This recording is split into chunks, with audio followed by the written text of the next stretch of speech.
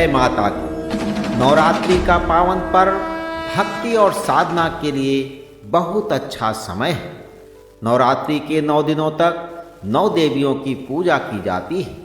नवरात्रि के 5वें दिन 9 दुर्गा के 5वें स्वरूप माँ स्कंद माता की पूजा की जाती है।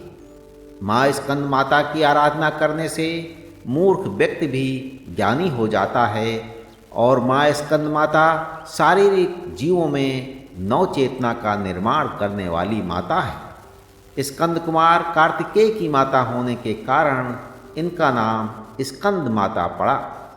शास्त्रों में बताया गया है कि माँ स्कंद माता की आराधना करने से भक्तों की सभी इच्छाएं पूर्ण होती हैं। देवी स्कंद माता सूर्यमंडल की अधिष्ठात्री देवी हैं और इसी कारण जो साधक इनकी भक्ति करता है वो भी अलौकिक तेज और कांतिमय से पूर्ण हो जाता है। देवी की भक्ति करने से जीवन में आने वाली सभी कठिनाइयों का नाश हो जाता है और साधक भवसागर को पार कर जाता है। ऐसा कहा जाता है कि कालिदास द्वारा रचित रघुवंश महाकाव्य और मेघदूत रचनाएं भी माँ स्कंद माता की कृपा से ही पूर्ण हुई और स्कंद माता की पूजा से शत्रुओं और कठिन परिस्थितियों को दूर किया जा सकता है और निसंतान दंपतियों को संतान सुख प्राप्त होता है। और ऐसा माना जाता है कि जो भी साधक स्कंद माता की कृपा प्राप्त करता है और उसके मन और शरीर में असाधारण ज्ञान प्राप्त होता है। माँ स्कंद माता को जौ और बाजरा दिया जाता है और शारीरिक समस्याओं से छुटकारा पाने के लिए माँ को केला भी अर्पित किया जाता है। स्कंद माता 2 शब्दों से मिलकर बना है, स्कंद और माता। स्कंद का अर्थ भगवान कार्तिकेय से है, जिनका एक नाम स्कंद कुमार भी, और माता का अर्थ है माँ। स्कंद माता माँ पार्वती का ही एक रूप है और देवी स्कंद माता की 4 भुजाएं हैं। एक हाथ में स्कंद कुमार कार्तिकेय को गोद में पकड़े हुए हैं और दूसरी ओर तीसरी भुजा में कमल का पुष्प धारण किए हुए हैं और चौथी भुजा में माता वर मुद्रा में है। माँ स्कंद माता का वाहन शेर है और एक कमल के आसन पर भी विराजमान रहती है, इसलिए इनका दूसरा नाम पद्मासन भी है। माता का यह रूप हमें सिखाता है कि जब हम भक्ति के मार्ग पर चलते हैं तो हमें अपने क्रोध को नियंत्रित रखना चाहिए। माँ स्कंद माता की भक्ति करने से और इनकी कथा सुनने या पढ़ने से संतान सुख और सुख संपत्ति प्राप्त होती है।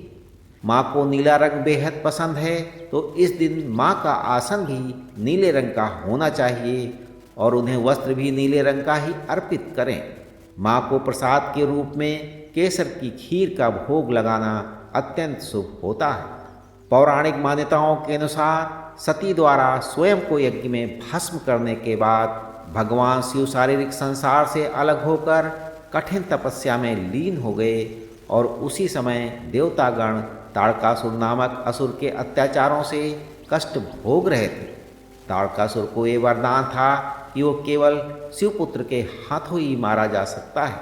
कथा के अनुसार ताड़कासुर ने एक बार घोर तपस्या से ब्रह्मा को प्रसन्न किया और उसने ब्रह्मा जी से अमर होने का वरदान मांगा, किंतु ब्रह्मा जी ने कहा कि इस पृथ्वी पर जिसका भी जन्म हुआ है उसका मरना तय है और इस पृथ्वी पर कोई भी जीव अमर नहीं है।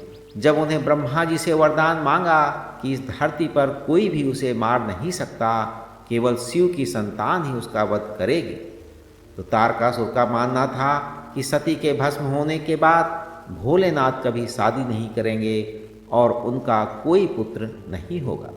सभी देवताओं की ओर से महर्षि नारद पार्वती जी के पास जाते हैं और उनसे तपस्या करके भगवान शिव को पति के रूप में प्राप्त करने के लिए आग्रह करते हैं और हजारों सालों की तपस्या के बाद भगवान शिव माता पार्वती से विवाह करते हैं और भगवान शिव और पार्वती की ऊर्जा मिलकर एक अत्यंत ज्वलनशील बीज को पैदा करते हैं और भगवान कार्तिकेय का जन्म होता है। वो बड़े होकर सुंदर, बुद्धिमान और शक्तिशाली कुमार बने। ब्रह्मा जी से शिक्षा प्राप्त करने के बाद देवताओं के सेनापति के रूप में सभी देवताओं ने उन्हें आशीर्वाद प्रदान किया और ताड़कासुर के खिलाफ युद्ध के लिए विशेष हथियार प्रदान किए। देवी स्कंद माता ने ही कार्तिकेय को युद्ध के लिए प्रशिक्षित किया और भगवान कार्तिकेय ने एक भयंकर युद्ध में ताड़कासुर को मार डाला और इस प्रकार माँ स्कंद माता को स्कंद कुमार यानी कार्तिकेय की माता के रूप में पूजा जाता है। स्कंद माता की पूजा करने से भगवान कार्तिकेय की पूजा अपने आप ही हो जाती है, क्योंकि वे अपनी माता की गोद में विराजे हैं। तो भक्तजन आइए जानते हैं देवी स्कंद माता की पूजा विधि। जो भी व्यक्ति संतान सुख से वंचित है उन्हें स्कंद माता की आराधना अवश्य करनी चाहिए। नवरात्रि के 5वें दिन नियमानुसार सुबह जल्दी उठकर स्नान आदि करके देवी स्कंद माता का स्मरण करें और व्रत लेने का संकल्प करें। इसके बाद चौकी पर स्कंद माता की प्रतिमा स्थापित करें और गंगा जल से माँ को स्नान कराएं। इसके बाद माँ को सुहाग की सामग्री भेंट करें और माँ को नीला रंग बेहद पसंद है, तो इस दिन भी माँ का आसन भी नीले रंग का होना चाहिए और उन्हें वस्त्र भी नीले रंग का ही अर्पित करें। इसके बाद माँ को चंदन, रोली, हल्दी, सिंदूर, बिलपत्र आदि अर्पित करें। फिर दुर्गा सप्तशती का पाठ करें और स्कंद माता के मंत्र का जाप करें।